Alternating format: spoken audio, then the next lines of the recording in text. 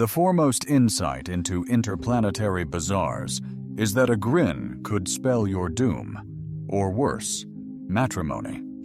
I've traversed 37 worlds spanning 4 galaxies, weathered 3 crash landings and a civil war, but nothing braced me for the fallout of a simple smile directed at the wrong woman on Vithera. I'm Ryan Vale, ex-Earth Special Survival Forces, now a freelance spacecraft engineer, and seemingly the universe's most coveted genetic prospect. All because I smiled at a woman who could easily hoist a shuttle. An outlandish menagerie of creatures sprawled across Vera's equator, resembling a gaudy, metallic affliction. This bustling marketplace, the most significant this side of the royal sanctum, was nominally neutral, though everyone understood its operation was subtly governed by the 3 dominant factions. The Zarn Alliance, engrossed in cybernetic augmentation, the Malaros Empire, recognized for their fierce beast warrior lineage, and the Ryul Sanctum, whose spiritual rituals inexplicably controlled a substantial portion of the galaxy's energy reserves. I was merely a transient, truthfully. My antiquated Terran-built vessel required replacement. Gravitational compensators and Vithera, famed for sourcing rare components, both legitimate and otherwise. 15,000 credits for this relic? I bargained with a shrewd, long-eared Xeon woman near a food vendor bordering the parts sector. I could procure nearly a brand new engine for that sum. Then acquire half an engine, Earthling, she retorted, her luminous ears flickering with mirth. Observe how adequately it navigates the veiled nebula. I lounged against her stand, savoring the playful exchange. The bazaar resonated with 1,000 species bartering, debating, and sporadically attempting petty fraud. Relieved them of their treasures. The atmosphere was thick with alluring spices, industrial lubricant, and the pungent scent of excessive bodies crammed together. How's 13,000 credits, including that? I indicated a violet fruit, reminiscent of a hybrid between an earthy mango and an octopus. She scoffed. 145, and I might spare you from poisoning. I chuckled, baring my teeth in a human display of cordiality. Suddenly her eyes widened in panic, fixated on something behind me. Too late, I spun around, confronting the most breathtaking and formidable female I had ever encountered, towering at almost 8 feet. She possessed the formidable physique of a lioness, enhanced by an erect, human-like bearing. Glistening golden fur cascaded over taut muscles. Her face, a haunting blend of feline grace and unsettlingly sharp human intellect, focused amber eyes on me. Clearly a Malaros warrior, and judging by the lavish metal insignia decorating her sparse battle gear, a commander of considerable rank. She'd been casually strolling past our booth when my outburst of laughter snagged her attention. Now, those piercing, predatory eyes latched onto mine with an intensity that ignited my primal survival instincts. Naturally, I did what any sane human would do when face-to-face with the ultimate predator. I flashed a smile. Woefully, that initial misjudgment proved fatal. Her colossal hand lashed out with blinding speed, seizing my throat. Suspended, my feet flailing, I met her gaze. "You dare!" she boomed, her voice a bone-rattling tremor. "I apologize," I wheezed, utterly bewildered. "Did I inadvertently tread upon your tail?" A flicker crossed her amber eyes. Surprise, maybe even fleeting amusement, before they hardened into slits. "You have issued a combat mating challenge," she declared, her voice resonating across the hushed onlookers. "I accept." The subsequent events remain a hazy whirlwind, a fractured recollection. One instant I was suspended precariously, like bait on a line. The next, I was propelled through the air, soaring over 3 vendor stands before colliding disastrously with what I subsequently discovered was an outrageously valuable exhibition of regal artifacts. My final impressions were the piercing alarm, the urgent cries, the coppery tang of blood, and the ludicrous notion that I truly should have invested the 15,000 credits for that cursed component. Then, oblivion enveloped me. I regained consciousness to the acrid flavor of a fluid being forced down my gullet, and the soothing drone of medical machinery, accompanied by a Rayul restoration incantation. Subtly emanating from concealed speakers, a pulsing rhythm, devoid of melody, orchestrated to resonate with the human nervous system. Imbibe it entirely, spacer, or risk your fractured ribs mending askew. I pried my eyelids apart to see a woman perched beside my cot, clutching a vial of cerulean luminescence. Not quite human, yet nearly so. Her complexion bore a subtle amethyst hue, and her eyes were pools of absolute darkness, bereft of discernible irises.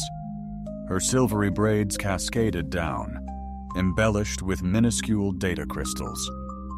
"What in the cosmos struck me?" I rasped, despite recalling every precise detail. "Some truths. Hardly forget." General Tharka of the Malaro 7th Battle Pride responded, a playful smile dancing on her lips. "And if eyewitness accounts are to be believed, you practically implored her to proceed." I winced, sitting up as my ribs voiced their displeasure. Back where I hail from, a smile like that is simple cordiality.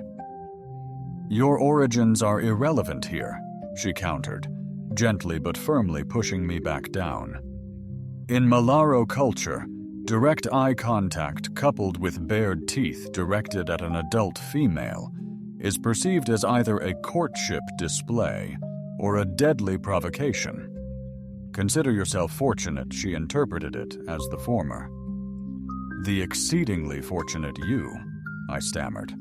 "She hurled me across the bazaar?" "Precisely," she countered, "instead of eviscerating you then and there." She simply shrugged. "Like I mentioned, exceedingly fortunate." I paused, absorbing this revelation while scrutinizing my environment. We occupied a compact, private medical suite, not a clinic. The walls showcased tapestries illustrating antiquated combat scenes, punctuated by celestial maps, definitely exclusive. Where precisely am I? And who are you? My establishment, the Black Vein Bar, prime intel and abysmal cocktails in the bazaar, she quipped. A data crystal shimmered in her hair. "I'm Mera. I rescued you from the debris just before those strange security forces showed up." "Why the rescue?" Her stark black eyes offered no clue. "Because the instant Tharka hurled you, she dematerialized. When a Malaro's general makes a very public mating combat challenge and then abruptly vanishes, people become intrigued, particularly when the challenge targets a never-before-selected species." I knitted my brow. "Surely I'm not the first human on Vithera." "You are the first human a Malaros battle general has boldly challenged, ever chosen for genetic liaison privileges." Mira tilted forward, implying either groundbreaking events are unfolding, or you're about to ignite an interplanetary crisis. Either scenario merits valuable intel. Frankly, I'd morphed into a diplomatic pawn in a civilization I scarcely grasped. I'm simply a ship mechanic, seeking components. I objected. I harbor zero enthusiasm for genetic bonding rights, particularly with a woman who weaponized me. Mira's laughter resonated unexpectedly sweetly. "Oh, Spacer, your enthusiasm is inconsequential. What truly counts is that Tharka's choices have already disturbed the fragile equilibrium among the three factions. The Zarn aspired to decipher the genetic resonance she detected within you to engineer ultimate warriors. The Royal Sanctum dreads you might awaken the ancestral warrior lineage and shatter their spiritual doctrines. And half the Malaro's empire feels you've disgraced their commander, while the other half suspects she's bestowed upon you blood bond privileges, a custom forbidden to outsiders for a decade of generations. I exhaled wearily and slumped back against the cushion, all this stemming from a smile. All this because she flashed that killer smile at the incorrect woman at precisely the most inopportune moment, Mira quipped, amending the situation. Although confidentially, I perceive a deeper game at play. Tharka is rarely one for rash decisions. Before I could probe further, an insistent alarm blared. 3 sharp bursts succeeded by a sustained drone. Mira's face hardened. "Security breach. Can you manage to walk?" "Doubtful, unless you enjoy a chorus of shrieks," I conceded. "Then brace yourself," she warned. She deftly slid an arm beneath my shoulders, hoisting me upright. A searing agony ripped through my flank, but I stifled the scream that threatened to erupt. Swiftly, she steered me through a concealed portal, masked by the tapestries, into a cramped passage choked with pipes and wiring. Service conduits, presumably. Disclosed, these passages coursed beneath the whole bazaar, formerly dedicated to upkeep. But currently, they constitute the lifeblood of the information economy. Where are we headed? Somewhere to conceal you until I decipher why 3 distinct groups abruptly covet your DNA. We stumbled through the faintly illuminated route, the noises of the bazaar a distant susurrus above. I attempted to remember our path. However, after the 5th, same juncture, I surrendered. "Why are you aiding me?" I inquired between heavy breaths. Mira didn't glance backward. As I said, information economy. "There's more to it." She halted at a crossing, checking a holographic display embedded in her wrist.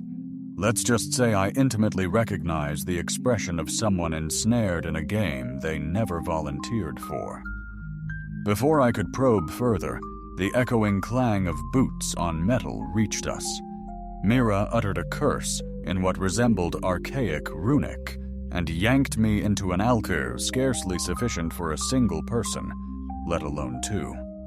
Her body molded against mine, and I fought to suppress a wince as my ribs screamed in protest.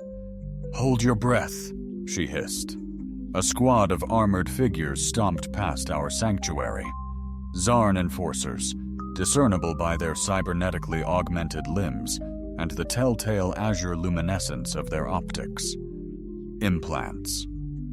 They momentarily halted at the intersection, their sensors diligently sweeping every direction, undoubtedly capable of registering our body heat. Mira's hand discreetly accessed a compact device on her belt. With a press, the temperature within our alcove dramatically plunged. I trembled fiercely as frost delicately kissed my eyelashes. The Zarn patrol, however, proceeded, their sensors registering nothing but inert machinery. "Thermal dampener," Mira clarified, as the chill gradually subsided. "A nifty gadget, but we've only got roughly 3 minutes before hypothermia kicks in. Let's get moving." We pressed onward through the labyrinthine tunnels. When we arrived at what seemed an impasse, Mira pressed her palm against an arbitrary part of the wall, and a hidden door glided open, unveiling a compact yet lavish space. "Welcome to my inner sanctum," she declared, gesturing me to a plush couch seemingly recovered from a deluxe ocean liner. "The front bar is mere facade. This is where the genuine magic unfolds. I gratefully collapsed onto the couch, eyes drawn to the data terminals and holographic displays showcasing the bustling bazaar. A weapons rack boasted a collection that would leave my old Special Forces commander drooling. "You're far more than just a bartender," I remarked.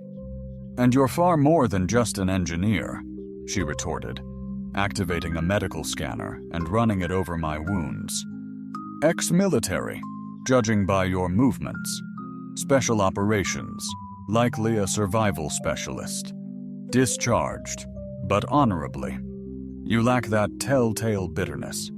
Now freelance, picking up lucrative gigs." Witnessing the cosmos unfold, I arched an eyebrow. A profound evaluation indeed. Information reigns supreme here. She delivered another injection, swiftly alleviating the agony in my ribs. "Now let's delve into why General Tharka singled you out. I'm utterly clueless. Never encountered her until today. Yet she discerned a quality within you, compelling her to shatter age-old customs." Mara unveiled a holographic replay, presenting the event from diverse perspectives. I observed myself soaring through the air with an uncanny sense of dissociation. She paused the image, focusing on Tharka's visage. Post-confrontation, her gaze wasn't fury. It was cold calculation. Analyzing her image, behind that ferocious snarl, the Malaros general's eyes held a disconcerting focus, not rage. She orchestrated a scene. The question lingered. Why me? Mira broadened the display, capturing the crowd's raw response. Then, her abrupt vanishing act before I could even theorize. Suddenly, a monitor blazed red, shattering the moment. Mira's attention sharpened, her face etched with grim concern. "This undeniably complicates matters," she stated, enlarging the feed. The bustling bazaar's grand plaza was teeming with an immense crowd. The imposing figure of General Tharka stood out unmistakably even on the grainy security feed. Her presence demanded attention. Adorned in formal battle regalia, ornate armor amplified her powerful physique. Ceremonial weapons graced her belt. "Boost the audio," I urged. Tharka's voice resonated, a commanding growl that effortlessly conveyed authority. "By the honored combat traditions of Malaros, he has vanquished me. I claim him as my blood-bound battlemate." Chaos exploded through the crowd. I could decipher. Amidst the rising chorus of indignation, bewilderment, and what resembled sacred hymns, I inquired, "What does it signify?" Though a notion was forming. Mira's face was inscrutable. "It signifies, Spacer, that you have remarkably become the first non-Malaros in 3 centuries to receive genetic compatibility privileges with their elite warrior class." I didn't conquer her. She hurled me through the bazaar. "And you endured, seemingly with a grin," eyewitnesses attest. Mira highlighted a segment of the recording. My prone figure, a trickle of blood from my lips, a subtle smile. What one might interpret as a smile within Malaros culture is practically a bold proclamation of unparalleled genetic fortitude. I buried my face in my hands. This is utter madness. It escalates. Mira shifted feeds, displaying 3 distinct groups converging upon the plaza. Zaran Research Division, Ryul Spiritual Advisors, and what seems to be a breakaway sect of Malaros traditionalists, all headed to the absolute worst place imaginable. Why would a faction of her own people actively oppose this?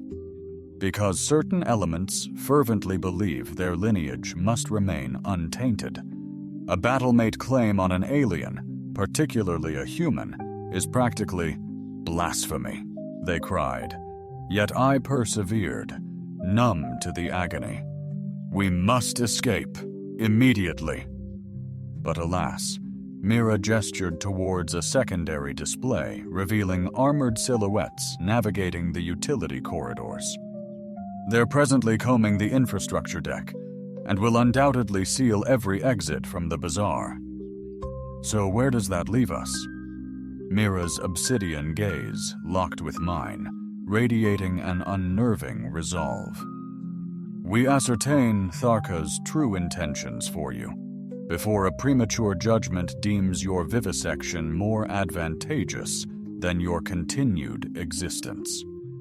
A daring strategy crystallized in my consciousness, precipitous, perhaps fatal.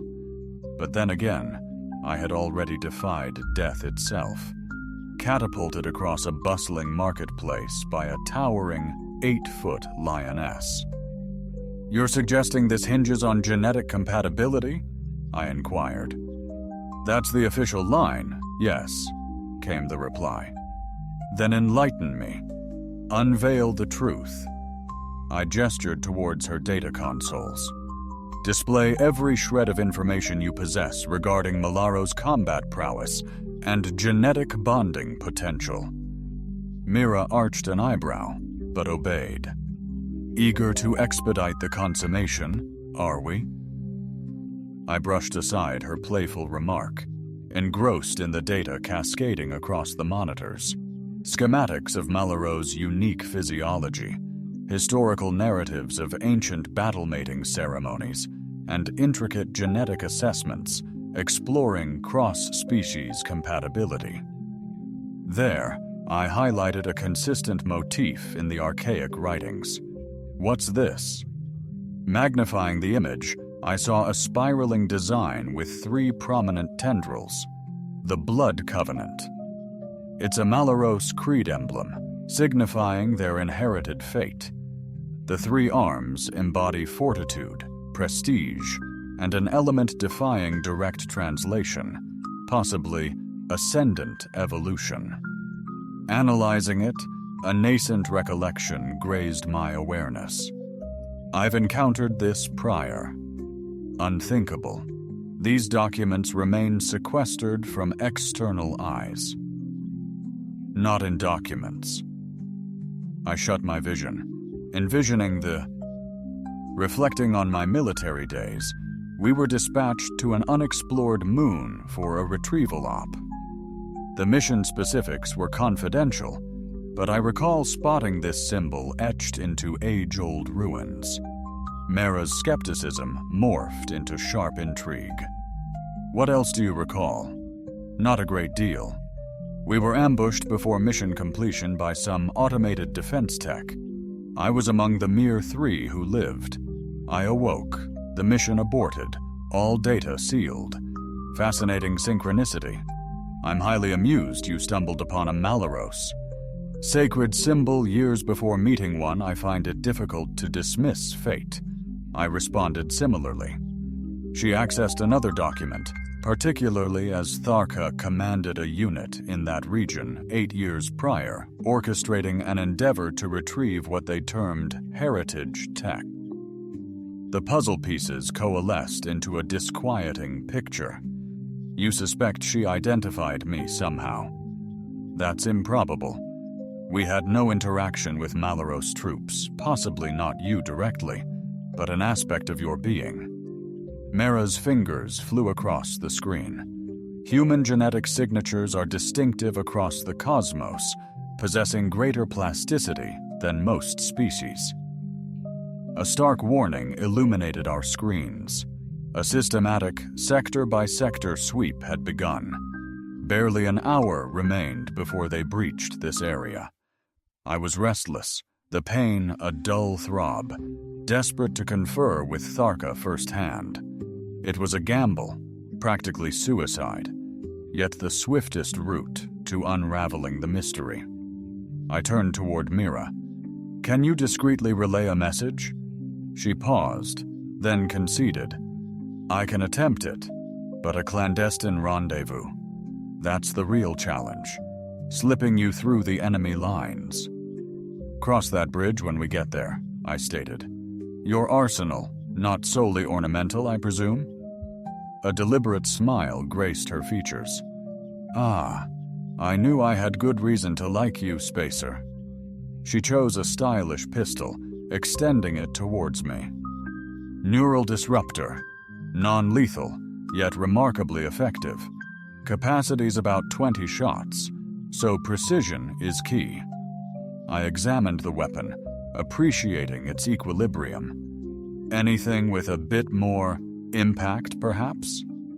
Planning an insurrection? She queried, already reaching for a more imposing firearm. Merely accounting for unforeseen circumstances. I took the compact rifle she presented.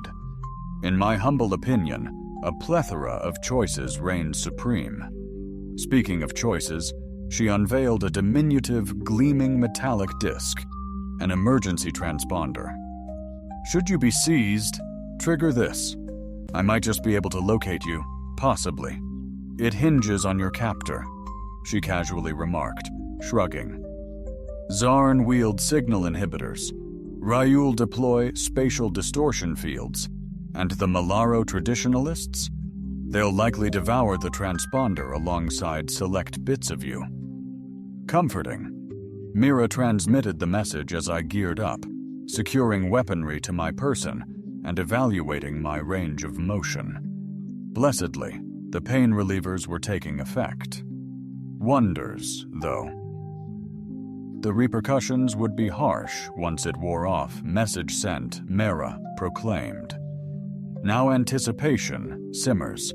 The response materialized swiftly. A concise set of coordinates and a Temwan hour. Hence it's situated within the ancient ceremonial hall. Mera observed, accessing a map, strategically central, with numerous entryways.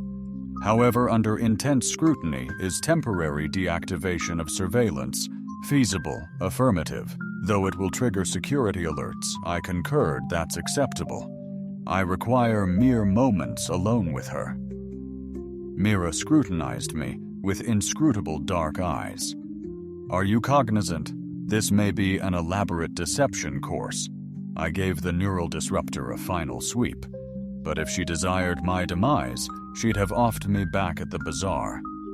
Unless, of course, she requires a more secluded stage for whatever she's concocting. I couldn't help but grin. Always seeking the silver lining, aren't I? In my profession, suspicion is practically a lifeline. She passed me a tiny vial, a booster for when the pain meds fade. Handle with precision. An overdose could flatline you. Duly noted. I stashed it away. Any other upbeat nuggets of wisdom before I depart? Mira hesitated, her face gentling. Whatever Tharka desires from you must be extraordinarily valuable, justifying the peril to her station and potentially her very existence. The Malaros adhere to tradition with fierce tenacity, so I, too, should proceed with caution. Always bear in mind, within their societal framework, combat and courtship are inextricably linked. Displays of apparent hostility might mask deeper intentions altogether. Bolstered by this intriguing notion, I readied myself to infiltrate the service tunnels. Mira furnished me with a rudimentary map, highlighting crucial security checkpoints to circumvent. Godspeed, Spacer, she uttered, as the clandestine portal hissed open. And endeavor to avert an interstellar crisis. No pressure. Responding with a playful wink, I vanished into the shadowy passage. Traversing the maintenance tunnels proved trickier than expected. Twice, I evaded security patrols, melting into service alcoves as armored figures strode past. Once, a Zarn research team forced me to backtrack, their genetic scanning equipment a menacing sight. The stimulant mirror sharpened my senses, overriding the pain from my injuries, though each step ignited my fractured ribs. Finally, I arrived at the access point closest to the ceremonial hall. Perspiring intensely, a subtle tremor ran through my hands. 10 minutes remained until the crucial meeting. I'd have to traverse the public concourse to reach the hall. A calculated risk. Inhaling deeply, I straightened my jacket, concealing the armaments, and stepped out from the maintenance hatch onto the vibrant thoroughfare. The bazaar never rested, commerce persisting even amidst recent unrest. Head down, I moved purposefully but not frantically. The ceremonial hall, a venerable structure predating the settlement, stood imposingly ahead. The bizarre edifice, its time-worn stone facade strikingly incongruous amidst the sleek metallic and composite structures, hinted at forgotten lore. Legend whispered it had been a temple dedicated to long-lost deities, now repurposed as a neutral stage for delicate trilateral negotiations. Approaching a secondary entrance, the conspicuous absence of guards suggested either Tharka's discretion or a meticulously laid trap, potentially both. The entrance opened into a rounded antechamber, softly lit by the ethereal glow of bioluminescent fungi arranged artfully across the vaulted ceiling. The air carried the distinct aroma of time and ancient mystique, a hint of ozone hinting at the raw discharge of plasma weaponry. "You're remarkably prompt," the voice whispered from the dimness to my side. I pivoted, my hand twitching towards my hidden sidearm, then halted. General Tharka materialized into the gloom, even more formidable in person than in the plaza, stripped of her formal battle dress. Her sculpted physique under her radiant fur was ever present.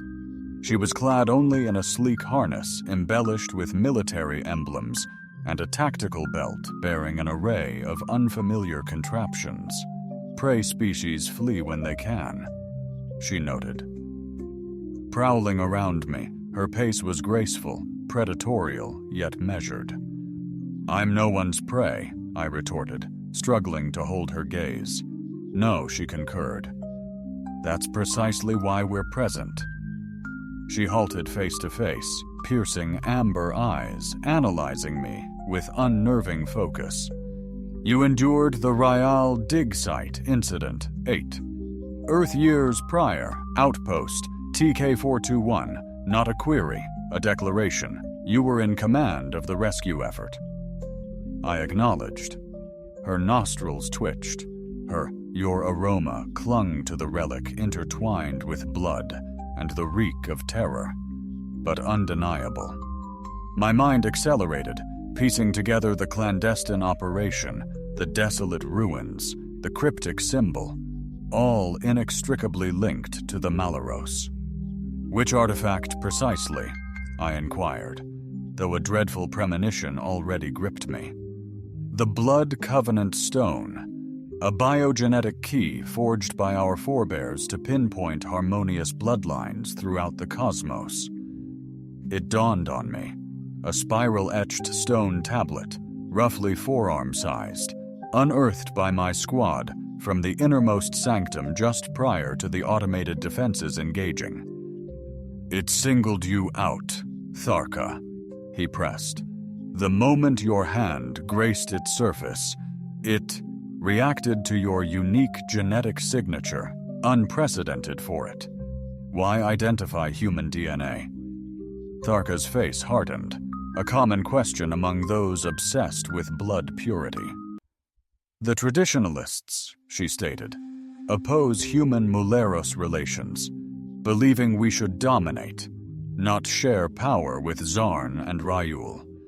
Your Covenant response threatens their genetic supremacy vision." You feel her amber eyes locked onto mine. I champion resilience. Our archives detail a past where our kin thrived, exceeding current numbers and encompassing wider variances, predating both the ancient conflicts and the tripartite accord. The ensuing genetic refinement fortified certain aspects, yet simultaneously introduced vulnerabilities. A genetic constriction, I acknowledged, Earth mirrors this. Species overspecialize, forfeiting adaptability. He stated, "Precisely, fertility has waned across 10 generations, and our warriors emerge diminished in stature and strength. Traditionalists indict external influences." Influence glimpsed genetic intel. She advanced. "We're fading, Ryan Vale." Her words resonated. "My name," jarring. "Resources abound." She waved it off. "The Blood Covenant elected you. Genetic compatibility, warrior lineage. This public claim, battlemate declaration, political shield. Ancient rites safeguard you from dissection, scrutiny into your unique nature." Covenant temporarily reacted, acknowledging traditionalists' swift opposition, rejecting the compatibility's futuristic implications. Her voice deepened, hinting at a controlled genetic diversity solution, a centuries-old battle for our species' evolution. The weight of this revelation crashes over me, the implications resonating through my thoughts. So I'm essentially a prized asset for the Malaros Empire. Tharka's lips quirked, exposing formidable fangs, a gesture I slowly deciphered as her approximation of a smile. "Your species possesses an extraordinary talent for distilling intricate ideas into their most basic essence." She shook her head, clarifying, "The genetic link is primarily symbolic, a political maneuver." However, she continued, her gaze sweeping over me with a novel curiosity, though not entirely devoid of biological considerations. A flush crept up my cheeks. "Let's shift gears. The Zarn and Ryul, what drives their ambition here?" The Zarn desperately seek to decode the genetic compatibility mechanism, undoubtedly to forge superior soldiers. The Ryul dread the so-called awakening of the ancient war blood, fearing it will shatter their spiritual equilibrium. You dragged me into this predicament because the alternative was witnessing your molecular disassembly. Her gaze intensified, and because I trust the sagacity of our forebears. If the Covenant acknowledged you, there's a profound reason. A faint alarm echoed, and Tharka's ears perked up at the sound. "Our window is rapidly closing," she stated. "Law enforcement will be thoroughly canvassing this area imminently." "What's our next move?" "We finalize the Blood Oath openly. This bestows upon you specific safeguards under Malaros legislation. And should I decline?" Her amber gaze intensified. "Then I'm powerless to shield you from the repercussions." Considering my regrettably constrained choices, retreating to Mira's refuge, hoping to dodge capture until I could flee the bazaar, or suicidally battling my way out. This blood bond, I inquired tentatively, what precisely does it involve? "A sharing of genetic essence via ritualized contest, succeeded by public avowal of accord." Ritualized contest. Tharka's predatory grin reappeared. Nothing as brutal as our initial clash. A measured display of might and resolve.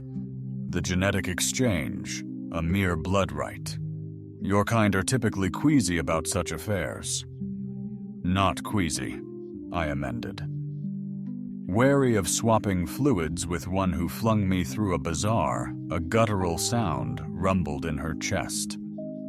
Amusement I discerned with astonishment, you mortals so delicate, yet so resilient. She offered a taloned hand. "Come, haste is paramount." I paused fleetingly, grasping her hand, her palm coarse with hard-earned strength. Her hold firm, but measured for what it may matter, I stated, as she guided me to the main hall. "I regret the grin, cultural faux pas. Your grin is what redeemed you," she retorted without turning any other reaction. An instant demise would have been your fate. The colossal ceremonial chamber inspired awe. Its vaulted ceiling soared a staggering 30 meters high.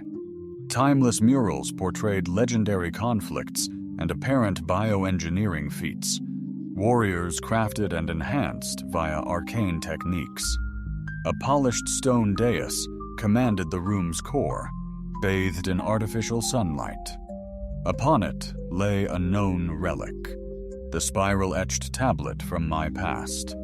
The crimson. Covenant Tharka affirmed, my gaze having lingered upon its recovery from the ruins. Transporting it here for the ceremony, a feat indeed. How did you accomplish this, considering its checkered past? Earth forces initially seized it, later purloined by Zarn researchers, before my dedicated team finally reclaimed it.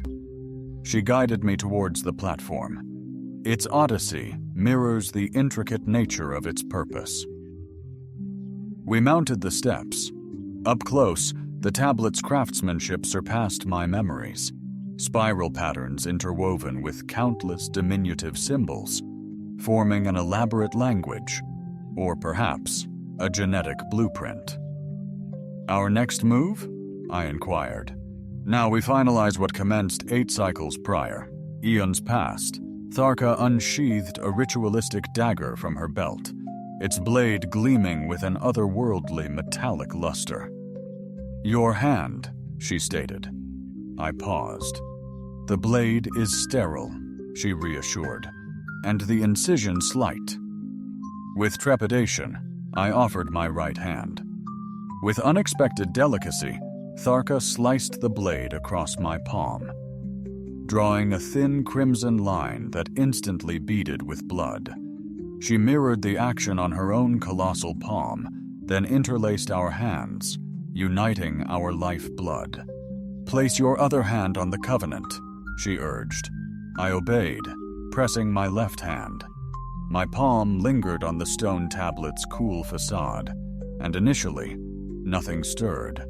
Then, beneath my touch, the stone subtly warmed, the spiral patterns igniting with an ethereal blue luminescence that radiated from my hand. A vibrant, invigorating surge coursed through my arm, not agonizing, but profoundly intense, as if every nerve had abruptly awakened. The sensation permeated my being, coalescing in my chest and head. Visions flooded my mind. Archaic war zones, constellations observed from distant worlds, beings both familiar and bizarre, fragmented knowledge, and echoes of lives I hadn't lived. United, I sensed Tharka mirroring my experience. Her formidable physique tightened, her respiration heightened.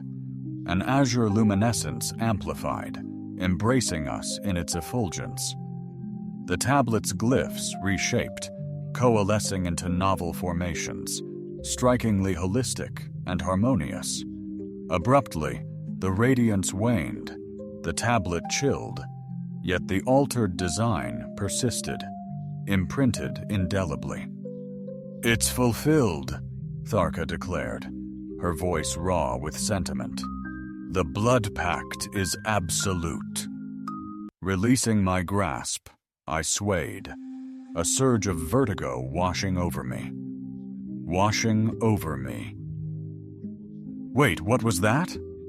Before she could respond, the colossal doors at the chamber's end exploded open as a squadron of heavily armed Malaros warriors surged in, spearheaded by an ornately decorated male. His silver-streaked mane betrayed his advanced age, exceeding even Tharka's. With sacrilegious fury, he bellowed, aiming an accusing claw our way. The general has desecrated our holy pact with alien blood. Tharka surged forward, interposing herself between me and the newly arrived commander. Valkus, your attendance was uninvited at this sacred rite. This isn't a rite, Tharka. Valkis spat venomously. "It's a blatant act of treason against our very lineage." More warriors poured in behind him, a formidable force numbering around 20, all heavily armed. I observed with mounting concern that their insignia differed from Tharka's. They were not her loyal soldiers. "The Covenant has acknowledged him," Tharka declared resolutely. "According to our most hallowed and ancient laws, the blood bond is valid." "The laws have been perverted," Valkis retorted, "and as have you, General, engaging in forbidden consorting. With inferior breeds contaminating our genetic destiny, he commanded his warriors, capture them both, the human for meticulous study, the traitor for a brutal public demise." The warriors surged forward, weapons brandished. I instinctively reached for the neural disruptor hidden under my jacket, but Tharka's steadying hand restrained me. "Patience," she whispered. "Await my command." Valkis strode onto the platform, his disdain palpable. "I anticipated greater loyalty from you, Tharka," he sneered. "A warrior of your stature, defiling the very essence of our principles." "I defile nothing. I adhere strictly to ancestral wisdom enshrined within the Covenant," she retorted icily, a legacy he scoffed at, a vestige of feebler erupts preceding our bloodline's purification, our gradual fade. "Thark," his voice echoed resonantly, "our ranks diminish relentlessly. Valkis, our offspring weaken consistently. Zindistile. How many whelps in your own brood even survived to adulthood last year? Merely half." Valkis's visage clouded. "Fleeting challenges. The Purity Crusade shall resurrect our might. It shall annihilate us," Thark bellowed, her composure shattering. "Genetically. Our survival hinges on diversity, a wisdom our ancestors understood when forging the Covenant." Valka's signal unleashed her warriors. Armored Malaro charged, Tharka tensed beside me, a barely perceptible shift, a clear signal. I drew the neural disruptor, firing a swift, disabling shot that felled 2 warriors nearby. Tharka, a whirlwind of motion, vaulted off the platform, engaging 3 attackers at once. Utter pandemonium erupted. I held my ground on the platform, leveraging the height for cover, and strategically eliminated warriors with pinpoint accuracy. The neural disruptor wouldn't kill, but the debilitating paralysis it inflicted would decisively eliminate them from the fray.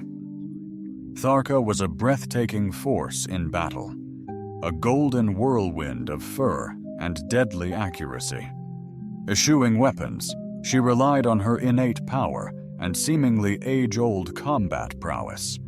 Warriors twice my stature were sent hurtling through the air by her blows, a stark reminder of my own abrupt journey through the market. Valkis himself retreated to the chamber's rear, barking commands as his forces were methodically obliterated by the merging of Tharka's untamed might, and my precise strikes proved devastating. With half his warriors crippled, Valkis brandished a formidable energy rifle, its charge a menacing drone. "Tharka!" I roared, pivoting my disruptor towards Valkis, but he sneered. "Too late!"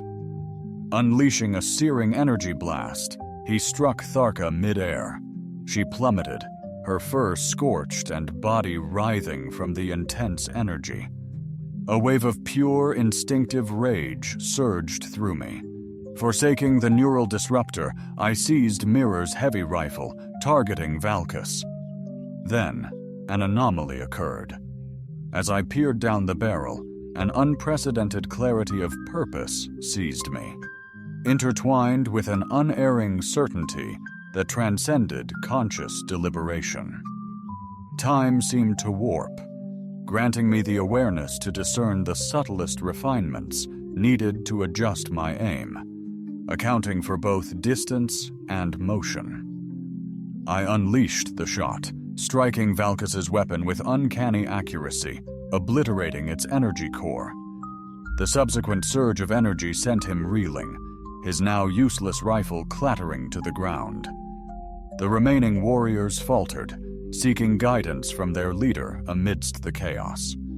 Exploiting their momentary hesitation, I vaulted from the platform, swiftly joining Thark's side. "Could you shift?" I pressed, my rifle unwavering on the closest warriors. A guttural growl was her reply, as she struggled to stand despite the visible agony. "The bond. It's already influencing you." What's that supposed to mean? Heightened battle instincts, amplified senses.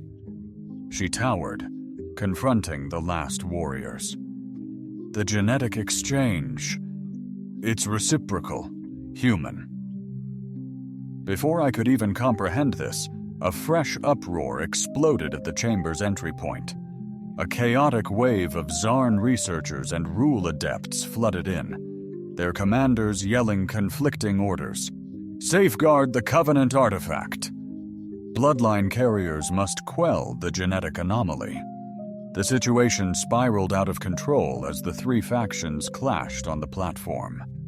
Zarn forces battled Valkas's dwindling warriors, while Ryul adepts sought the Covenant tablet, but were thwarted by both sides. "We must evacuate, now," I implored Tharka, struggling to support her immense form. "Is there an alternative escape route?" She gestured towards a concealed doorway behind a pillar, a ceremonial passage leading to the lower depths. We pressed onward. The escalating three-way clash served as our diversion. I strategically fired to carve a path, anxiously observing my rifle's diminishing charge as we neared the clandestine door. A recognizable voice echoed from the pillar. "Took you long enough." Mirror materialized, dual compact energy weapons in her grasp. "I was beginning to suspect you'd become captivated by the spiritual journey. What's your stake in this?" I pressed, a wave of relief washing over me. "Evidently safeguarding your genetically valuable existence." She gestured towards the exit. "I've forged a route to the essential maintenance tunnels. We must advance before they cease their infighting, and recall you're the prime target." With Tharka relying heavily on my support, we trailed Mira through the constricted passage behind us. The clamor of battle persisted, punctuated by searing energy blasts and the unmistakable bellow of Malaros warriors, the Covenant. Tharka feebly objected, "We can't simply abandon it." "Consider it managed," Mira responded enigmatically, touching a data crystal woven into her hair. "Conserve your energy and concentrate on steady movement. Your mass isn't conducive to a swift sprint." The corridor unfurled into a utility passage, reminiscent of those I had traversed previously. Mira guided us through a labyrinth of turns that eluded my memory. We ultimately arrived at what seemed to be a service elevator. "This conveyance will deliver us to the lower market," she elaborated, activating the console. "I've arranged onward transport." "Transport to which destination?" I inquired, as the elevator commenced its downward plunge. "A location remote from this one," she retorted vaguely. "Precise details are secondary until we've arrived." "We're definitely not being pursued by the galaxy's three most formidable powers." Tharka, regaining strength, stood unsupported, though favoring her right side. The human posed a pertinent question. "Your intentions are still ambiguous." Information broker. Mara's dark eyes betrayed nothing. "My intentions are survival, just like yours. And presently, that entails securing your safety until we decipher your peculiar genetic predicament." The elevator halted gently. Mara consulted a compact scanner. Confirming the area's security, she opened the doors, and we stepped out. Inside a dimly illuminated storage zone crammed with freight containers, the faint murmur of the marketplace echoed. Yet this sector seemed desolate. "This way," Mira urged, steering us towards a loading dock where an unremarkable cargo skiff idled. It's hardly opulent transportation, but it's completely untraceable. Nearing the craft, a searing agony pierced my skull. I faltered, almost collapsing, as visions consumed my thoughts. Combat layouts, armory blueprints, strategic evaluations, in a tongue utterly foreign to me. "It's intensifying," Tharka noted, bracing me with a colossal hand. "The genetic memory transfer." "What's happening to him?" Mira questioned, her composure fraying. "The blood bond transcends mere genetic exchange," Tharka elucidated. "It unlocks ancestral memories and combat prowess. Typically, this assimilation occurs incrementally over weeks, but the Covenant expedited the process." Another surge of alien thoughts assaulted my mind. I witnessed age-old conflicts through unfamiliar eyes, burdened by the survival of an entire race. "End this, I implore you," I choked out. "I cannot," Tharka responded. With palpable remorse lacing her tone, she declared the process irreversible. Mira unleashed a torrent of curses. "Skiff now! Sanctuary before he fades!" They hauled me towards the transport, legs useless as my mind grappled with alien memories. Tharka's amber eyes, etched with concern and intrigue, were my last memory before oblivion. I awoke upon a plush surface in a chamber glowed with gentle, golden light, the ceiling a celestial tapestry depicting not Earth's constellations, but a star map eerily familiar. Ancient Malaros. "Memory integration stabilized," a profound voice noted. "Tharka, his vitals are improving." "That's abnormal," Mara retorted, alarmed. "Humans can't handle Malaros's genetic imprints. You almost destroyed him." "My intent was not malicious," Tharka responded somberly. "The Covenant. They've strictly regulated the transfer, haven't they?" I distinctly heard Mira approach, and now a significant issue has emerged. The Zarn have proclaimed the bond a direct breach of the tripartite accord. The Royal Sanctum has enacted a comprehensive spiritual lockdown, and Commander Valkus accuses you of high treason for instigating the war bloodline within an extraterrestrial species. I struggled to sit upright, battling a surge of vertigo. The room sharpened into view, a capacious chamber where archaic technology melded seamlessly with cutting-edge systems. Mira was positioned near what seemed to serve as a medical hub as Tharka settled into a robust chair tailored to her imposing figure. "Where exactly are we?" I croaked, my voice raspy. "My haven," Meror responded, "essentially beyond bizarre jurisdiction, though that won't deter them indefinitely." I massaged my temples, struggling to disentangle the chaotic influx of memories mingling with my own. What transpired at the ceremonial hall post our departure? Mara conveyed a three-way impasse. The Zarn seized the Covenant artifact. The Ryul initiated a spiritual purification of the locale, and Valkus's troops withdrew. So it seems all three factions desire us, I surmised, dead or alive, contingent on the victor. Mira launched a holographic display showcasing bizarre news feeds, each portraying a distinct version of the ceremonial hall clash. Details differed wildly depending on the origin, but one image captivated me.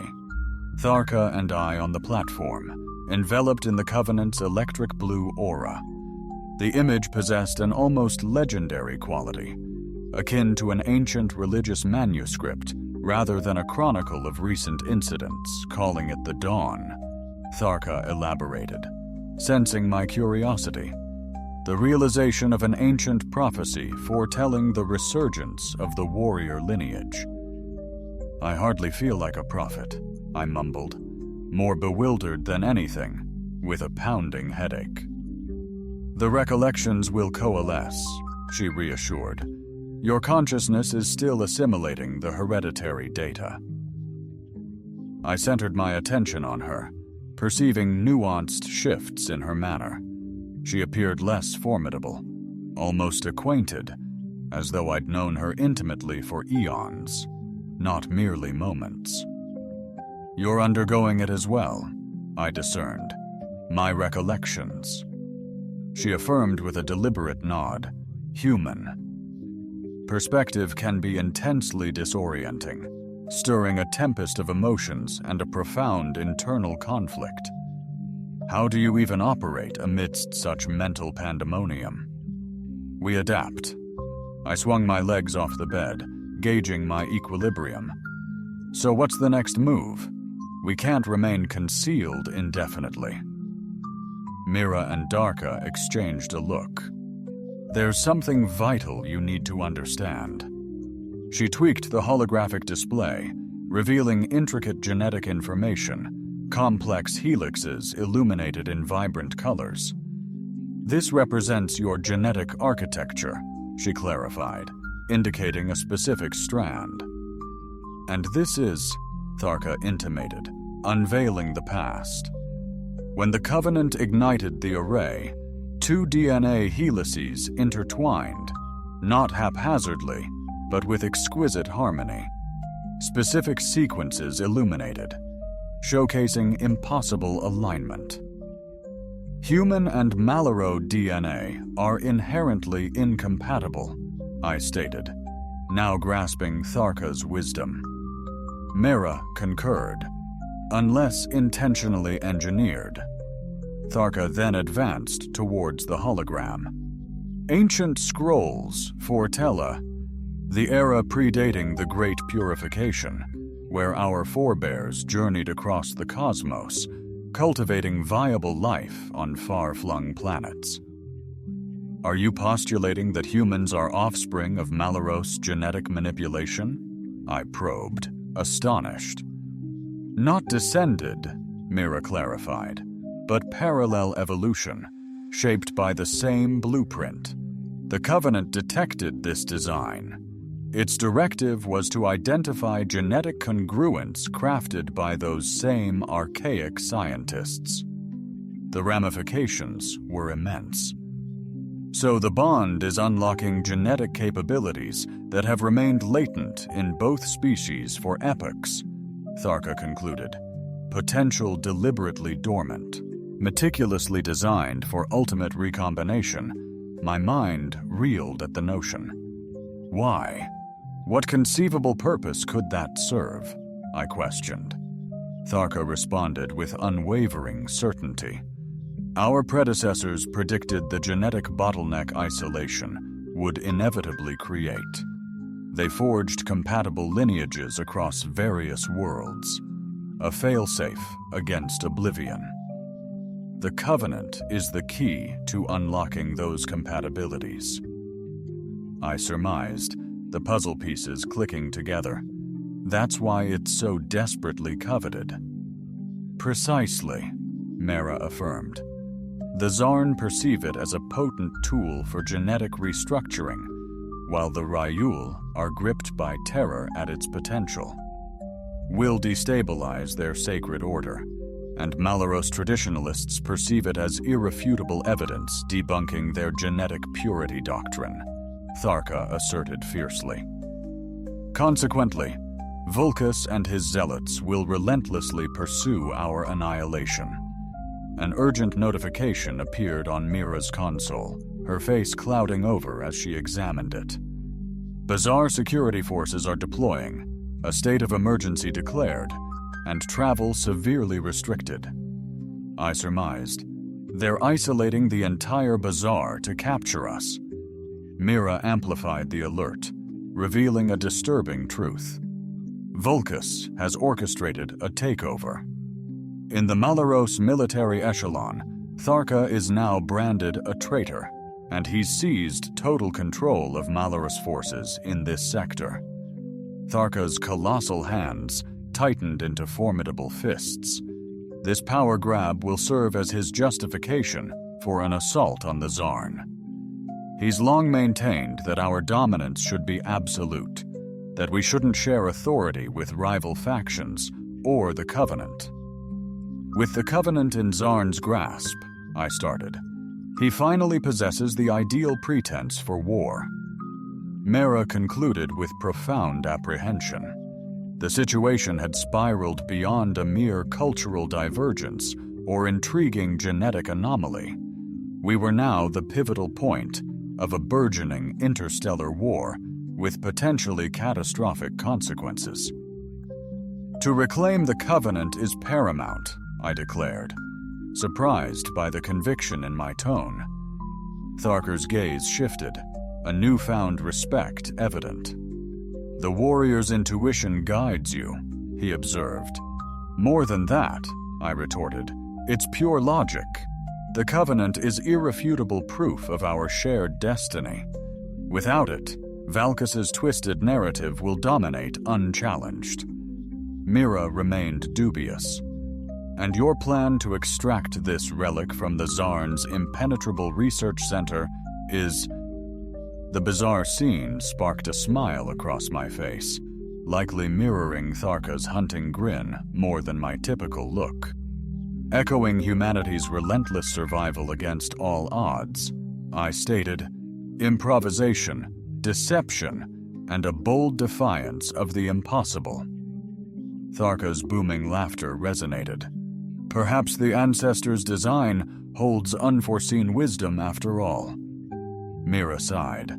I feared you'd suggest that. Activating another console, she declared, in that case, we desperately require a more robust plan than simply defying the impossible. Over the next hour, we conceived an enhanced strategy. Mira's sanctuary showcased an extraordinary wealth of intel regarding the intricate security protocols, notably the Zarn research facility, probable Covenant holding site. Tharka offered crucial military perspectives, her tactical acumen amplified by my special forces expertise. This fusion of methodologies, her raw force coupled with my adaptability, birthed a holistic blueprint exceeding our individual capabilities. The facility comprises 3 security tiers, Mira elucidated, projecting schematics, biometric scanners, neural imprints. Overcoming recognition and advanced defense drones poses a significant challenge. Bypassing all 3 is nearly unattainable. I countered, nothing is truly impossible, merely highly improbable. We possess unexpected advantages. Mera's eyebrow arched inquisitively. I glanced toward Tharka. They'll anticipate a human and a Malaros, but the blood bond has rendered me neither entirely human nor Malaros. Scanners may fail to identify your blended neural signatures. Tharka nodded in agreement. Precisely. And if we orchestrate a substantial enough diversion to seize their focus, beyond this location, I could assist, Mira proposed, a playful spark in her dark eyes. The Ryul aren't the only ones adept at conjuring a spiritual ripple. Our strategy session was broken by a proximity warning. Mira glanced at the security monitor, then eased. An associate, she clarified, bearing the data we required. She excused herself briefly, reappearing with a data crystal, slotting it into her console. A comprehensive layout of the bazaar's contingency plans materialized. As anticipated, They've initiated. Containment protocols enacted. All docking bays secured. Stringent identity verification at sector checkpoints. And energy signature sweeps for Covenant resonances. Could we leverage this? I inquired, analyzing the procedures. Mira swiftly grasped the concept. Fabricate a false positive to divert resources from genuine Covenant activity. She concurred, impressed. Effective. We require a tool capable of replicating Covenant activation energies, Tharka observed. Mira presented a miniature device concealed within a hair accessory, a data crystal housing a complete spectral echo of the Covenant activation. I gazed at her. You taped the ceremony? She quipped. Information broker, remember? I chronicle all things captivating. Remind me to stay on your good graces, I murmured. With this fresh advantage, our scheme crystallized. Mira would deploy a series of energy signature lures throughout the bazaar, provoking security responses and diluting their forces. Simultaneously, Tharka and I would penetrate the Zarn facility amidst the pandemonium. One last thing, Mira interjected, brandishing a diminutive injector. This will briefly obscure your genetic marker, causing you to register as entirely human. Their scanners? Fleeting. 3 hours tops, yet sufficient to breach external defenses. I pocketed the injector, sensing Tharka's disapproval. Objections? I queried. Suppression, even momentary, presents hazards, she warned. Genetic assimilation remains fragile. Hazards like? I pressed. Disorientation, potential memory lapses, severe neural trauma, worst-case scenario, brain meltdown? I jested, then countered, versus capture and vivisection? I'll take my chances. Chances with the injection surge, Tharka murmured, disapproval etched on her face, but acquiescing as we finalized preparations. I scrutinized Tharka, gaining profound insights. Genetic memories revealed hidden aspects, her warrior upbringing in Malaro's golden era, her unlikely ascent through military echelons despite biases against female leadership, and her clandestine reservations regarding genetic purity, a doctrine she vowed to protect. You've waged this war within yourself far longer than you've known me, I remarked softly. She met my gaze, recognizing that I now held her memories. Yes, for years I'd observed the telltale signs of our decline, dwindling litters, frail cubs, escalating genetic anomalies. Yet tradition held an iron grip on my people. So you sought a remedy, a means to infuse genetic variation without igniting internal strife. And then I discovered you at the excavation, or rather, the Covenant located you. I've meticulously monitored your every step, awaiting the opportune moment. The marketplace. I surmised that was no mere happenstance. I required a conspicuous display of a captivating harmony that even die-hard traditionalists couldn't dismiss. Her amber eyes mirrored a subtle remorse, though I hadn't planned for such a theatrical entrance propelling me through the market. Was admittedly a tad extreme, I conceded, but undeniably effective. A faint smile danced at the edges of her lips.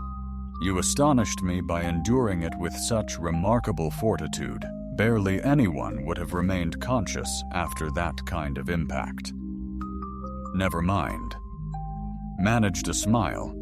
I've been called remarkably persistent before the shared understanding was broken by Mira's reappearance.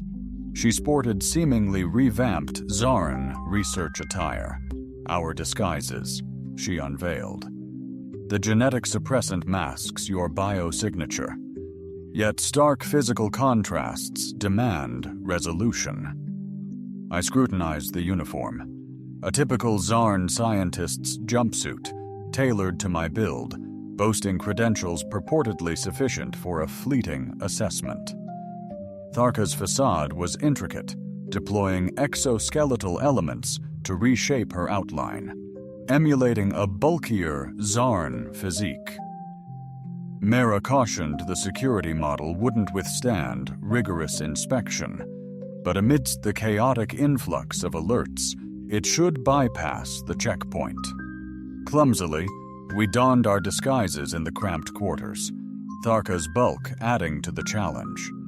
I injected the genetic suppressant, wincing as it coursed through my veins. A palpable detachment ensued.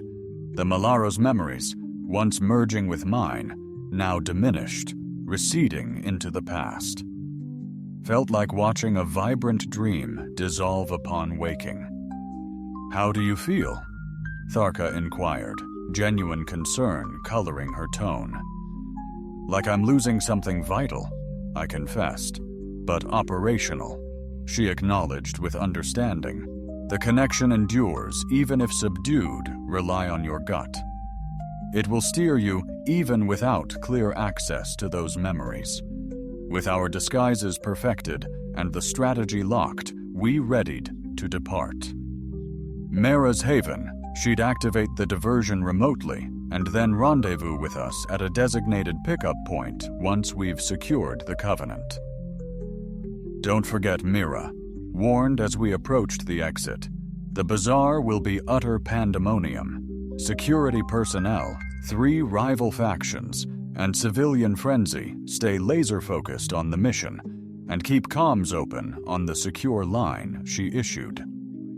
Each of us a pocket communicator engineered to slice through typical signal jammers and try not to wind up dead. Retrieving bodies is substantially trickier than retrieving live assets. Your solicitude is heartwarming, I quipped dryly. It's pragmatic, she countered. Deceased clients can't settle accounts with that galvanizing send-off. We ventured into the access tunnel, our gateway back to the bazaar proper. The genetic suppressant's full impact left me feeling eerily vacant, as if a piece of my very being had been briefly severed. Tharka, beside me, navigated with her signature meticulousness, though her movements seemed subtly hampered by the disguise. We advanced in hushed silence, each consumed by our own contemplations, bracing ourselves to enact a strategy that would either avert an interstellar conflict or ignite it further. As we neared the bazaar's entrance, Mera's voice echoed through our comms. Decoy signals initiated. Countdown. 3, 2, 1. Across the quadrant, alarms blared, emergency lights strobed, and multilingual announcements urged civilians to safety zones. Time to move, I whispered to Tharka. Her subtle nod, amber eyes concealed by a polarized visor, confirmed her readiness. We plunged into the bazaar's chaotic heart as security forces scrambled, responding to the Phantom Covenant's mirrored diversion. Civilians surged toward designated shelters. Seeking sanctuary, concealed zones offered vital cover, obscuring our advance along our meticulously remembered path towards the Zarn research sector. Twice, we encountered blockades, yet our clever disguises, the pervasive chaos, and Mira's expertly fabricated documents facilitated our passage with remarkably little investigation. Approaching the research complex, the populace dwindled, substituted by a growing presence of Zar security drones and uniformed officers. Tougher scrutiny awaited our deceptions. Identification necessitated a Zaran security officer at the district's edge. Dissimilar to the checkpoint sentries, he scrutinized our credentials meticulously. Perspiration beaded beneath my uniform as his advanced optical implants analyzed the forged documents beside me. Tharka remained impeccably composed, her training enabling her to emanate a serenity I definitely lacked. Following what felt like an age, the officer returned our credentials.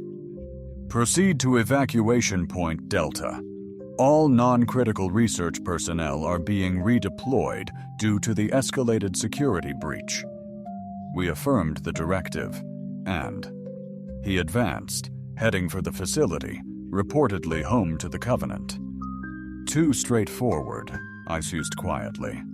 Indeed, Tharka responded curtly. Remain vigilant.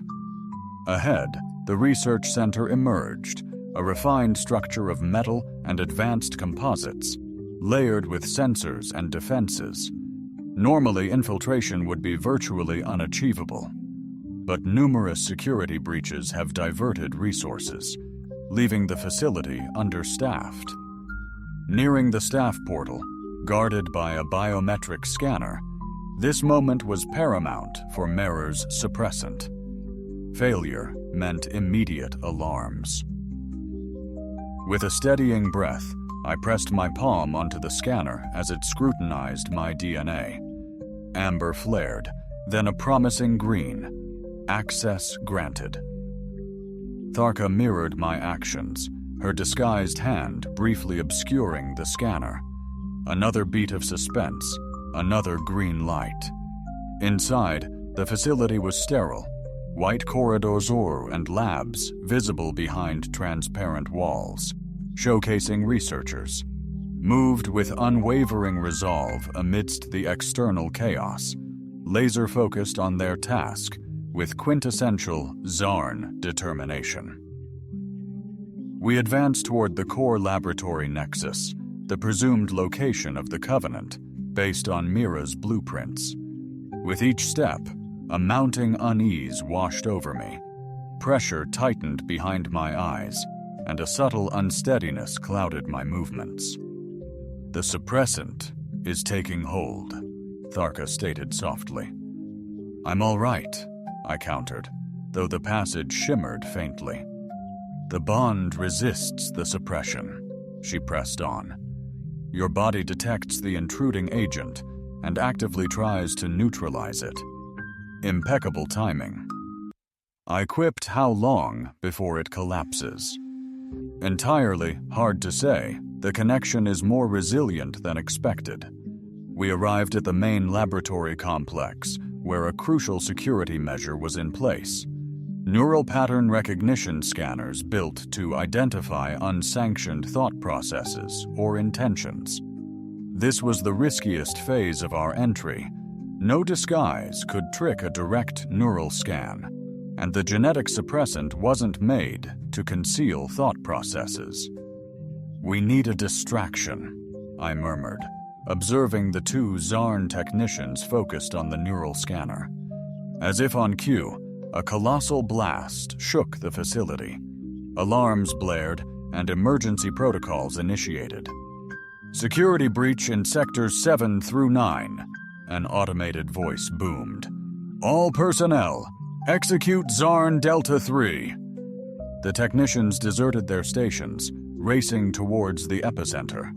We capitalized on the opening, circumventing the neural scanner and penetrating the core laboratory, distinct from Mira's diversions. I observed our brisk passage through the eerily deserted space. Tharka affirmed gravely, military-grade explosives, undoubtedly Valkus. He's escalating his assault on the Zarn, compressing our timeline drastically. The central hub housed myriad research outposts, each committed to unique endeavors. We systematically swept through, hunting for the Covenant. My disorientation intensified, the suppressant's efficacy waning visibly, triggering vivid echoes of Maloros's past, initiating breakthrough battle strategies, genetic engineering tenets, archaic star charts, a divergence from our quest. Tharka gestured toward a fortified containment cell at the lab's extremity. Enclosed within, a recognizable spiraled tablet lay on a diagnostic platform, encircled by energy matrices and surveillance apparatus. Approaching gingerly, Tarka inquired, "Could you circumvent its independent security protocols?" I scrutinized the interface, exploiting. Leveraging my engineering expertise and the burgeoning Tsar insights flooding my mind, I concurred. "Yes, but that will activate backup alerts." I responded, "We'll have mere minutes before security swarms us. Let's expedite this." I initiated the override protocol, my fingers dancing with increasing assurance as more of Maris's genetic memories surfaced, overwhelming the failing inhibitors. The containment field flickered, then collapsed entirely. Tharka reached into the void, securing the Covenant tablet. Its surface was chilling and lifeless against her skin. "We need to initiate the process," she urged, her voice imbued with a ceremonial rhythm. "Finalize the link severed before, here, immediately." I cast a wary glance toward the lab's entry. "We must secure it first." "Security is an illusion," she retorted. "For none of us, neither the Bazaar nor any of the Triune forces. Should Valkus ignite this conflict, the Covenant needs total awakening, unveiling our shared lineage." Another blast reverberated, nearer this time, accompanied by the din of battle echoing from the hallways. "The decision rests with you, Ryan," Vale Tharka pronounced gravely, cradling the tablet between us. "Forge the bond, or recoil. Peril shadows either choice." I paused, a flicker of doubt before settling my hand beside hers on the age-old stone. "Let's see this through." The instant our hands converged upon the Covenant, the genetic inhibitor within me imploded. Maro's memories surged back, a tidal wave of sensation, no longer distinct, but intertwined. I gasped as Tharka's consciousness grazed mine. A connection formed across a conduit of unified DNA. The tablet awakened. Bathed in a familiar cerulean luminescence, the light surged beyond the stone, engulfing us in an aura that saturated the lab. Within this radiant sphere, profound knowledge unfurled, transcending battle tactics and survival skills. The Covenant's true essence manifested, not through language, but as an intuitive comprehension. The ancient, plague-stricken Malaros forged the Covenant as more. More than just a compatibility key, it served as a sanctuary for their entire genetic legacy, a comprehensive blueprint for species revitalization through orchestrated diversity. They strategically implanted compatible genetic imprints across numerous planets, including Earth, fostering the promise of future reunification. Humanity wasn't merely descended from Malaros, nor were we solely engineered by them. Instead, we were nurtured along analogous evolutionary trajectories, cultivating synergistic genetic frameworks that, upon combination, would fortify both species. The cerulean radiance augmented, subsequently emanating outward in a surge that permeated. Through the laboratory walls, I perceived it surging, permeating the bazaar, bearing the revelation of our collective ancestry. Abruptly, the activation ceased. The tablet cooled in our grasp, its mission accomplished. What in the world just transpired? I questioned, struggling to grasp the experience. The Covenant has fully awakened, Tharka responded, her tone imbued with awe. It has imparted its wisdom to all receptive minds, those with the genetic predispositions, chiefly Malaros, but also kindred species. Her gaze met mine significantly. Humans. The implications were profound. The bazaar buzzed with the unearthed truth of our origins, our creation's purpose, and our survival's trajectory. Before I could retort, the lab doors shattered open. A squadron of Mallory's warriors barged in, spearheaded by Commander Valkus himself. "Traitors!" he bellowed, weapon charged. "You've desecrated our legacy for the final time." Tharka bravely interposed, shielding me from the impending threat. "It is you who desecrates our legacy, Valkus," she declared. "The Covenant has revealed that our ancestors forged us for a specific reason. Variety, not rigid perfection, defines us." He leveled his weapon at her heart. "Humanity has tainted you, desecrated our sacred artifact. The penalty is annihilation." I stood beside Thark, resolved not to let her confront this by herself. The Covenant didn't just communicate, Commander. It projected its message to every genetically viable being in the bazaar. A flicker of doubt crossed Valkus's face as his warriors exchanged uneasy looks. "Inquire of your warriors," I pressed. "Ask them what they experienced when that wave of cerulean energy washed over them. Engage with them, probe the depths of their minds, and discover the wisdom now intertwined with their personal histories." A warrior momentarily lowered his weapon. "Commander, I witnessed it firsthand. The ancestors, their vision for us." "Silence, Valkus," he commanded, his control faltering as increasing numbers of warriors showed hesitancy. "You sense it too, Valkus," Thark emphasized. "The stark reality you've suppressed. Our race is succumbing to the very purity you venerate.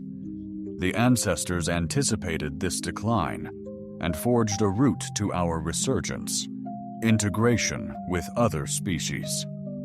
He growled, yet with diminished intensity, as the reconnection with suitable genetic lineages commenced. "I engineered these lineages precisely to harmonize with ours." The stalemate could have stretched endlessly, were it not for the appearance of fresh figures in the entrance.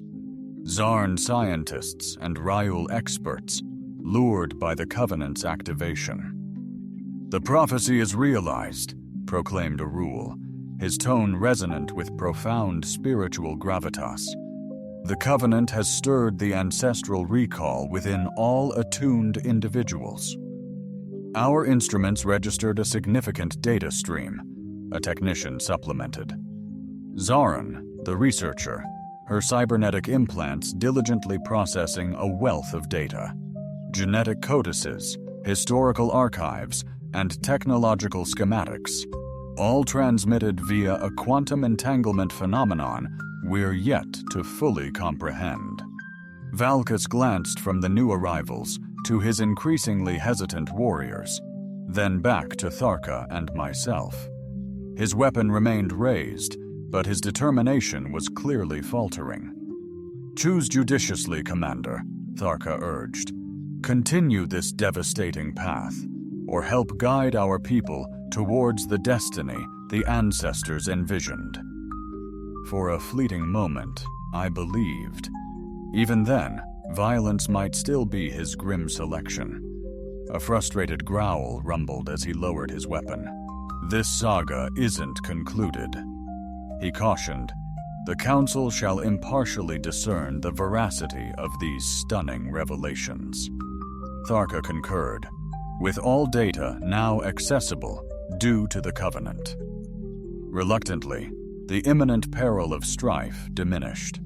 The Zarn researchers advanced towards the Covenant tablet, their fascination utterly palpable, while the Ryuleps initiated what seemed a benediction ritual over the entire gathering in the heart of this event. "Improbable assembly," my communicator vibrated. Mira's voice cut through, strained yet composed. "If you've concluded altering the galaxy's trajectory, you might be interested to learn peculiar security contingents are swarming your perimeter. Immediate egress advised." I shot a look at Tharka, who'd plainly intercepted an identical alert. She gestured to a utility portal at the lab's far end. "We must evacuate before these groups fully grasp the implications," she whispered. "Political equilibrium will be a protracted affair."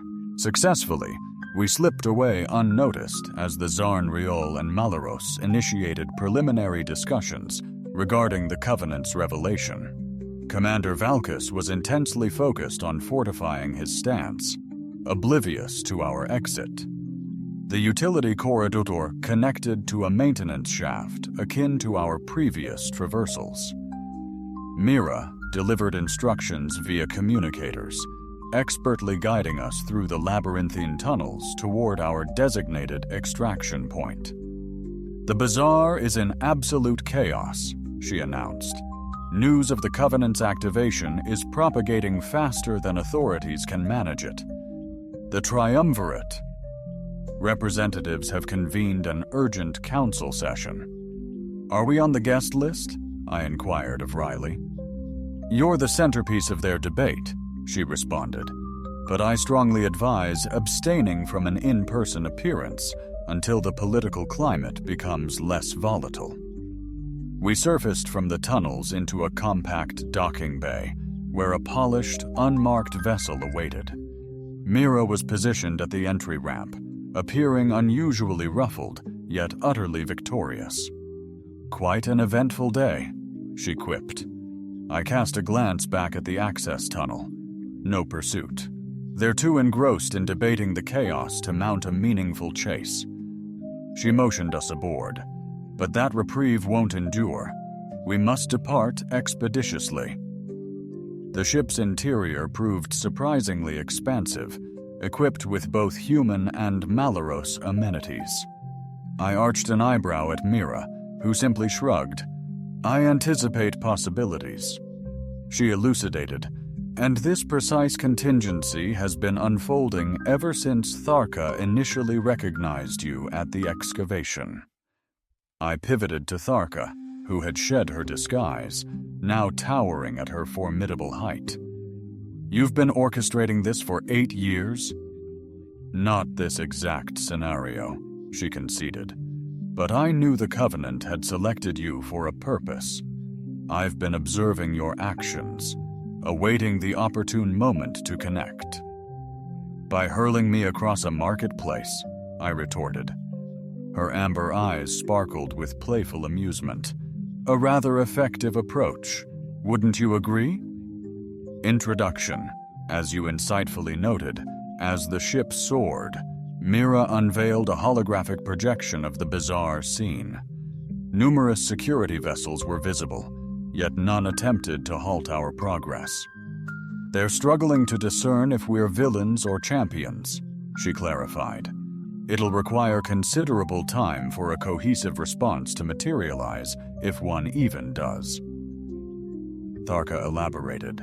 "The Covenant's exposé undermines the very essence of the tripartite accord. The political dynamics are irrevocably altered." I settled into a chair crafted for human dimensions, feeling the day's heavy toll. The connection between Tharka and myself had solidified. Our inherited memories seamlessly merged. I could tap into her wisdom as readily as my own, although the sensation felt distinctly alien. "What's our next move?" I inquired, addressing them both, Mayera. "Steered the ship from the bazaar, charting a course into deep space. Now we seek a secure haven to weather the immediate storm. I possess a base on a satellite where we can observe events." And then I urged Tharka settled deeply into a fortified chair across from me, wondering how the tripartite authority would react to the Covenant's communiqué. Should they embrace our shared ancestry, a renaissance of genetic exploration and collaboration might blossom. Should they reject it, we become the cornerstone of a novel movement. She stated plainly, the inaugural pair's destined to realize the ancestors' grand vision. The unspoken truth resonated. We were now intrinsically bound, trailblazers in a genetic reconciliation centuries overdue. I simply needed ship components, I murmured, bewildered. Amidst the utter ridiculousness of it all, Mira chuckled, the sound surprisingly comforting. The cosmos seldom concerns itself with our humble designs. As we surged away from the bizarre locale, I observed the colossal structure shrink in the viewport. Mere days prior, it was just another pit stop on my voyage. Now the genesis of a potential interstellar uprising. You know, Tharka, I remarked, back on Earth, we have a custom of enjoying a meal and exchanging pleasantries before engaging in genetic merging rituals. Her fanged grin materialized. On Malaros, our custom involves a strength trial for prospective partners. Deem yourself lucky. I only launched you through one marketplace. Mira lamented from the cockpit. If interspecies courting is on the agenda, kindly postpone it until I've charted our escape route. 3 days onward, we occupied Mira's lunar base, scrutinizing bizarre developments. The political landscape shifted swiftly, factions coalescing not by species, but by their reaction to the Covenant's disclosure. A compelling alliance of forward-thinking Malaros, galvanized by Tharka's adherents, united with inquisitive Zaran scientists and spiritually resonant Ryul, forging the Covenant Accord, a collective committed to unraveling the profound ramifications of our intertwined genetic legacy. In stark opposition stood the traditionalists from all three races, vehemently dismissing the Covenant's tenets as blasphemy, defilement, or spiritual corruption. Despite being fewer in number, their resistance was impassioned and at times manifested in acts of aggression. The Council urgently requires your presence, Mira declared. Reading from a fortified communication channel, they desire to scrutinize the blood bond firsthand. Tharka and I shared a look, our bond enabling a silent exchange of anxieties and deliberations. A potential snare? I speculated. She concurred. Or perhaps authentic scientific and spiritual intrigue. Mira scrutinized us with her enigmatic obsidian eyes. The message includes guarantees of secure transit and impartial observation. It's endorsed by delegates from all three factions, encompassing individuals who formerly sought your demise. Individuals evolve, I remarked. Especially when faced with evidence that shatters their worldview, some doubled down in denial, while others tentatively adjusted. After profound debate, we consented to revisit the bazaar with strict preconditions: an armed guard, a demilitarized zone, and Mira's ongoing oversight as an unbiased observer. The Council acquiesced, and 2 days later, we stood again at the genesis of this extraordinary odyssey, this time arriving overtly via diplomatic channels. Stepping boldly into the vessel, as opposed to furtively navigating service tunnels, the bazaar had transformed dramatically since our departure. Prominent banners showcasing the Covenant's spiral insignia were interspersed with the traditional symbols representing the tripartite alliance. Integrated security teams, composed of diverse species, vigilantly patrolled the avenues, an undeniable testament to this newfound collaboration.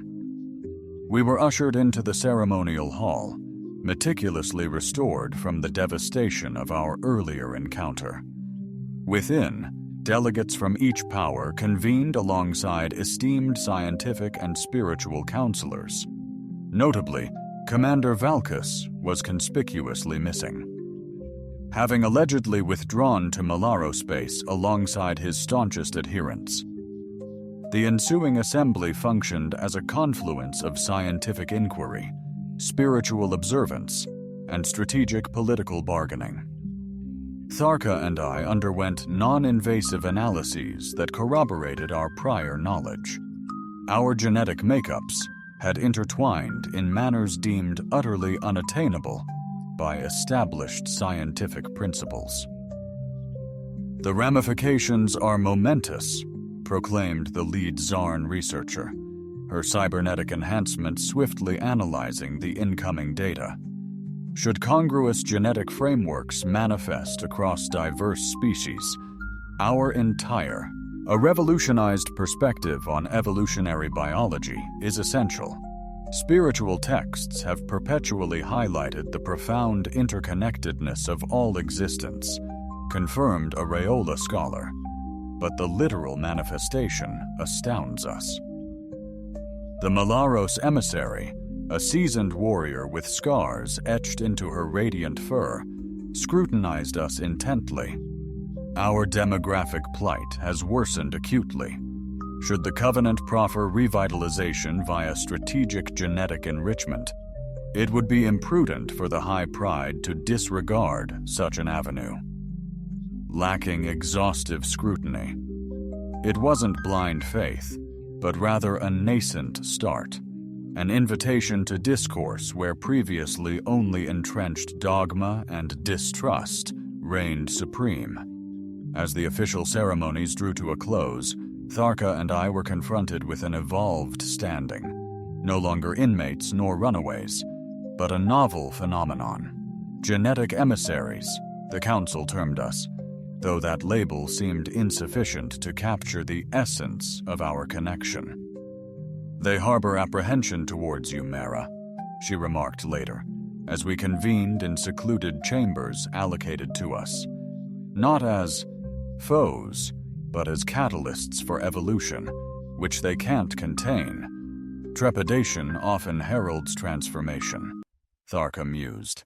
"My kind dreaded the cosmos until we mastered interstellar journeys. I roamed the chamber, still absorbing the day's happenings. What next? We're scientific guinea pigs, political pawns. We evolve into who we envision ourselves to be," Tharka stated plainly. "The connection implies duties, admittedly, but also autonomy. No lone species. Soul can lay claim," Mira quipped skeptically.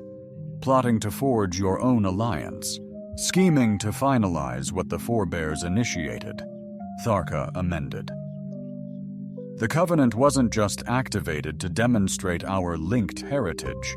It was awakened to commence a restorative process for both our races and, potentially, others with analogous architectures. The profundity of that mission truly struck me upon entering the Bazaar of Beasts just days prior. I had been a lone starship engineer with simple aspirations.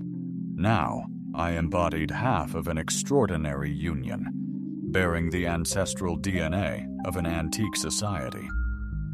"You realize," I remarked to Tharka, "most bonds begin with lesser promises.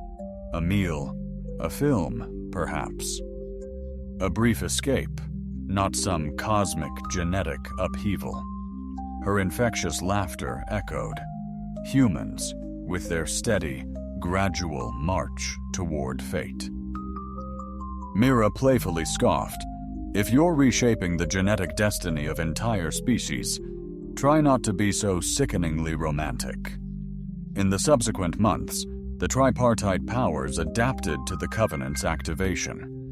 Integrated research teams, driven by necessity, explored interspecies genetic compatibility uncovered through our connection. Spiritual guides integrated the gained fresh insights into their teachings, sparking diverse reactions. And Tharka and I journeyed across realities, encountering individuals displaying genetic resonance, empowering them to unlock their latent potential. Commander Valkus and his purist adherents later founded an isolated colony committed to genetic integrity, yet accounts indicate their population steadily declined, precisely as the Covenant foresaw.